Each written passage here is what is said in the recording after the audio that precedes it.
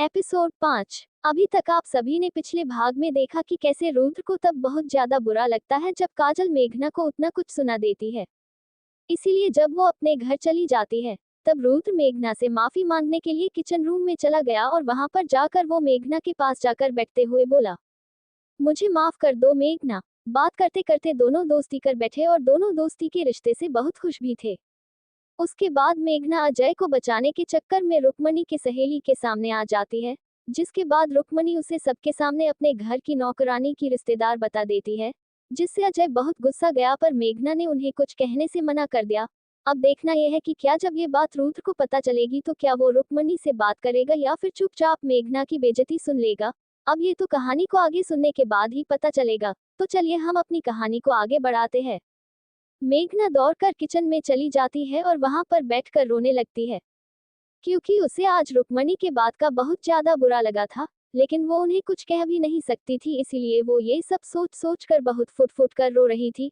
और ये सब बाहर खड़ा अजय मेघना को ऐसे रोते देख दुखी हो जा रहा था, इसीलिए उसने ये सोचा कि वो रुद्र से इस बारे में बात करेगा। जब शाम में रुद्र घर आया तो वो थका हुआ था, इसीलिए अपने कमरे में चला गया और जाकर वहां पर बेड पर जाकर बिना फ्रेश हुए ही लेट गया था कि तभी अजय उसके कमरे के अंदर आते हुए बोले, रुद्र बेटा आ गए तुम थाने से, कैसा रहा आज का दिन तुम्हारा?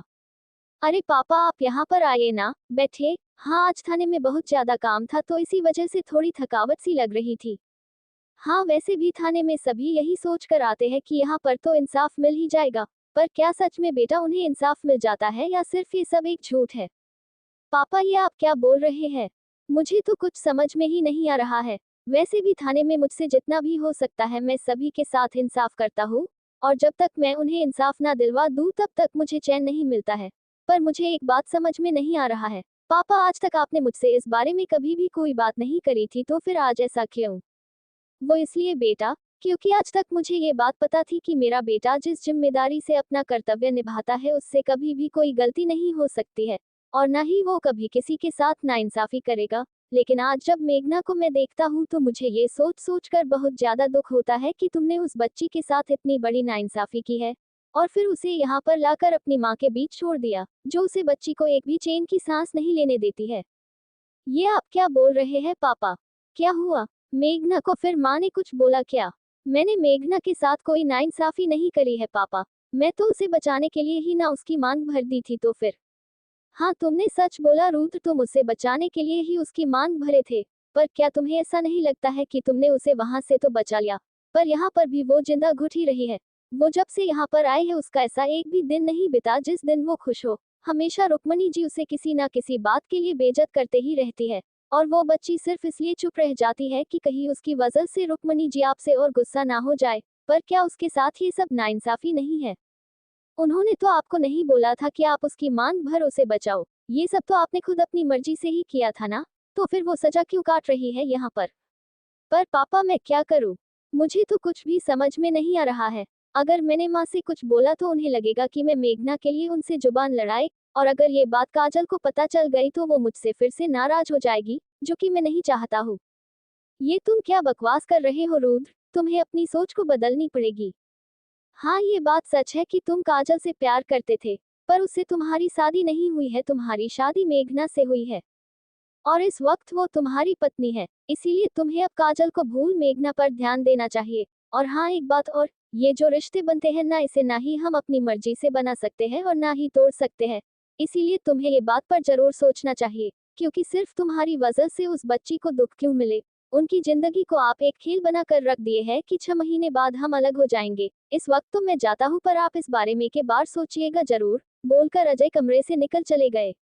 इधर बेचारा रुद्र अपनी पापा की बात को सुनकर और परेशान हो गया और खुद को शीशे में देखकर खुद में ही पूछने लगा कि क्या सच में मैंने मेघना के साथ नाइंसाफी करी है?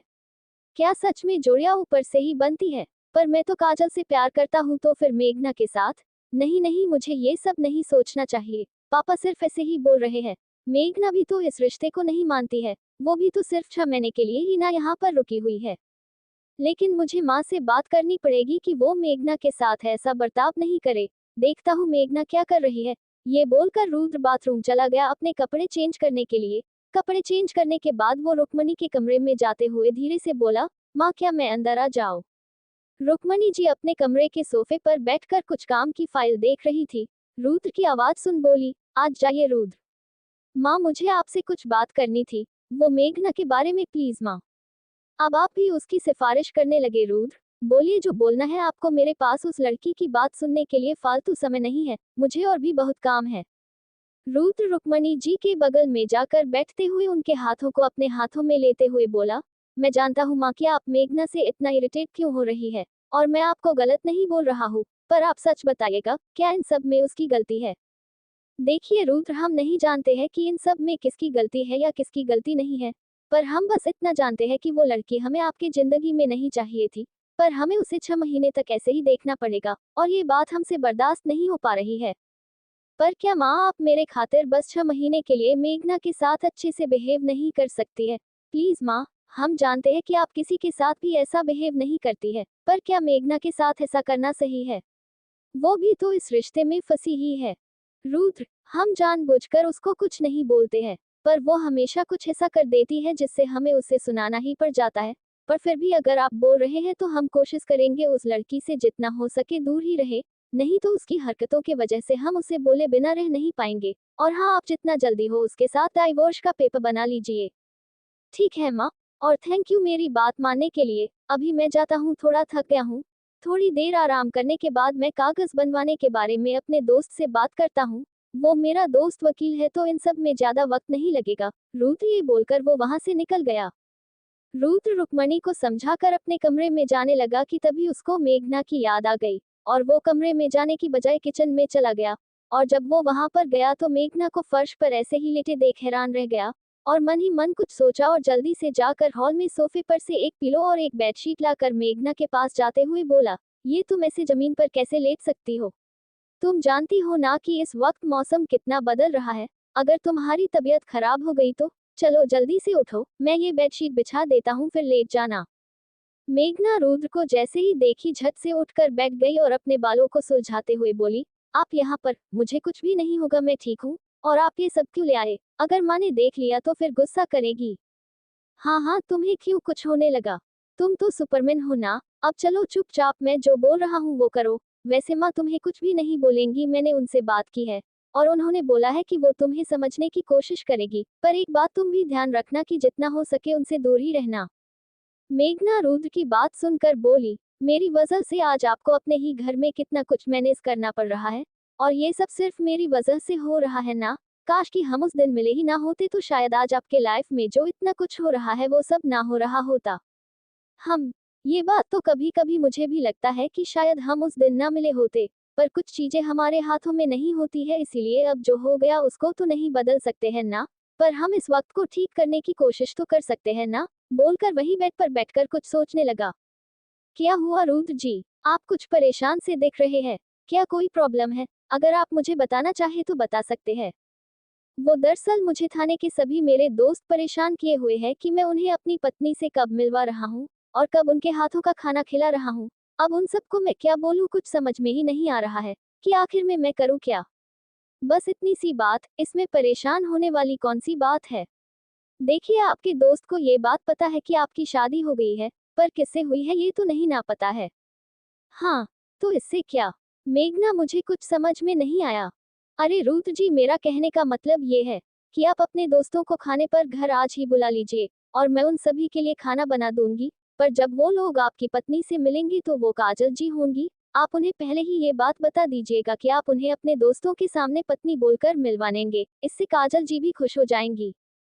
रुद्र मेघना के बातों को सुन एकदम अचरज के साथ उसके तरफ देखने लगा और बोला, तुम ये सब कैसे बोल सकती हो? क्या तुम्हें बुरा नहीं लगेगा? और हाँ, अगर तुम खाना बना दोगी तो फिर मैं उन सभी को घर पर बुला लूंगा, पर मुझे ये बिल्कुल भी अच्छा नहीं लगेगा कि तुम्हारे सामने काजल को अपनी पत्नी बनाकर मिलवाओ। क्या तुम्हें बुरा नहीं लगेगा? नहीं, मुझे बिल्कुल भी बुरा नहीं लगेगा रुद्र जी, और आप मेरे बारे में इतना मत सोचिए। वैसे भी 6 महीने के बाद तो काजल जी ही आपकी पत्नी होंगी ना, तो फिर इसमें झूठ वाली कौन सी बात है? मैं तो बस ऐसे ही आपके जिंदगी में गलती से आ गई हूँ ना। मेघना की मासूमियत देखकर उसके चेहरे को ही देखता रहा। फिर जब मेघना कुछ बोली तो खुद को उसके चेहरे पर से ध्यान हटाकर बोला, अगर तुम बोल रही हो तो ठीक है, मैं आज ही उन लोगों को बुला लेता हूँ। ये बोलकर रुद्र वहां से चला जाता है। रुद्र के जाने के बाद मेघना एक उदासी भरे आवाज में बोली, वैसे भी आप मुझे अपना पत्नी नहीं ना मानते हैं तो मैं किस हक से आपके दोस्तों के सामने आपकी पत्नी बनकर जाऊं? इसीलिए मैंने आपको काजल जी को ही अपनी पत्नी बताने के लिए बोल दी। हाँ, मुझे तकलीफ तो हो रही है इस बात को सोच सोच कर, पर पता नहीं मैं आपके चेहरे पर एक स्माइल देखने के लिए कुछ भी करने के लिए क्यों तैयार हो जाती हूँ। फिर वो जल्दी से उठकर खाने की तैयारी में लग गई। शाम का वक्त। रुद्र काजल को बता दिया था कि आज शाम वो अपने दोस्तों के सामने उसे ही अपनी पत्नी बोलकर मिलवाएगा, जिससे काजल भी बहुत ज्यादा खुश थी। इसीलिए वो भी आज बहुत सुंदर से एकदम स्टाइलिश लुक में तैयार हो गई थी और रुद्र के घर पर आ गई थी। सभी दोस्त आ गए थे। उन्हें रुद्र ने हॉल में बिठाया था। तभी उनमें से एक दोस्त बोला, अरे यार, अब भाभी से कब मिलवा रहा है? वैसे भी तुमने तो हमें बताए बिना ही शादी कर ली, अब कम से कम उनसे मिलवा तो दे। हाँ हाँ, मिलवाऊंगा यार, पर पहले तुम ये सारी खाना तो खा कर बता कैसी बनी है। तभी सितारा टेबल पर सारा खाना एक एक कर रख रही थी। एक दोस्त, अरे यार, खुशबू तो काफी अच्छा है लगता है। ये सारा खाना भाभी ने हमारे लिए बनाई है क्या? क्यों रुद्र? हाँ बिल्कुल। वो बोली कि आज वो तुम सभी के लिए खुद ही खाना बनाएंगी, इसीलिए देखो ये सारा खाना। ये सब देखकर तो मेरे मुंह में भी पानी आ गई है। एक दोस्त, अभी बातें हो ही रही थी कि तभी काजल वहां पर एकदम से मॉडल बनकर पहुंच गई। उसे देखकर वो बोला, तो ये है हमारी भाभी। वाओ, लेकिन मुझे तो लगा कि कोई भारतीय नारी ही बनेगी हमारे रुद्र की पत्नी, पर रुद्र ने तो एकदम से हटकर ही शादी कर ली। क्यों दोस्तों? काजल उसकी बात सुनकर झट बोल पड़ी, क्यों मैं खूबसूरत नहीं लग रही हूँ क्या? और हाँ, मैंने ही ये सारे खाने बनाए हैं। जरूरी थोड़ी है कि अगर मैं खाना बनाई हूँ तो मैं एकदम से साड़ी पहनने टाइप की होंगी। रुद्र का दोस्त, सॉरी भाभी, आप तो बुरा मान गई। मेरे कहने का मतलब था कि मुझे ऐसा लगा था, पर आप सच में बहुत खूबसूरत है और आपने खाना भी बहुत ही टेस्टी बनाई है। रुद्र काजल को ऐसे बिहेव करते देख झट से बोल पड़ा, अरे काजल, तुम शांत हो जाओ, ये लोग ऐसे ही मजाक कर रहे हैं। ये सुनकर काजल वहां से गुस्सा करते हुए चली गई। उसके जाने के बाद वो बोला, अरे तुम लोग खाना खाओ ना। एक दोस्त अभी खाना के तरफ देख ही रहा था कि तभी उसकी नजर मेघना के तरफ पर गई। वो एकदम से साड़ी में किसी नई नवेली खूबसूरत दुल्हन की तरह लग रही थी। उसे देखते ही वो बोला, अरे यार रुद्र, वो लड़की कौन है? क्या लग रही है? काश कि ये मेरी हो जाती। मेघना देखते हुए बोला। रुद्र उसकी बात सुन पीछे मुड़ते हुए बोला, अरे तुम किसकी बात कर रहे हो जो तुम्हें इतनी पसंद आ गई, वो भी एक ही बार में? ये बोलते हुए जैसे ही रुद्र देखा कि वो मेघना के बारे में बोल रहा तो उसको काफी गुस्सा आ गया और वो गुस्से में बोला, ये सब तुम क्या बोल रहे हैं? क्या तुम्हें ये बात समझ में नहीं आती है कि किसके बारे में क्या बोलना चाहिए? दूसरा दोस्त, अरे रुद्र, उसने तो बस ऐसे ही बोल दिया, पर तुम इतना गुस्सा क्यों हो रहे हो? वो तो पहले भी ऐसा करता रहता है, तो फिर आज तुम्हें क्या हो गया? तभी रुद्र अपनी बातों को संभालते हुए बोला, कुछ नहीं, वो बस मेरी तबीयत कुछ ठीक नहीं लग रही है। तो अगर तुम लोग बुरा ना मानो तो क्या हम कल मिल सकते हैं? अभी मुझे कुछ देर आराम करनी है। रुद्र की बात सुनकर सभी दोस्त हैरान थे, पर वो अभी उससे कुछ भी नहीं बोले और वो सभी वहां से चले गए। और रुद्र भी अपने कमरे में गुस्से में चला गया। रुद्र गुस्सा होकर अपने रूम में चला गया। उसको ऐसे जाते देख मेघना देख लेती है, जिससे उसे लगा कि शायद रुद्र को किसी बात का बुरा लगा।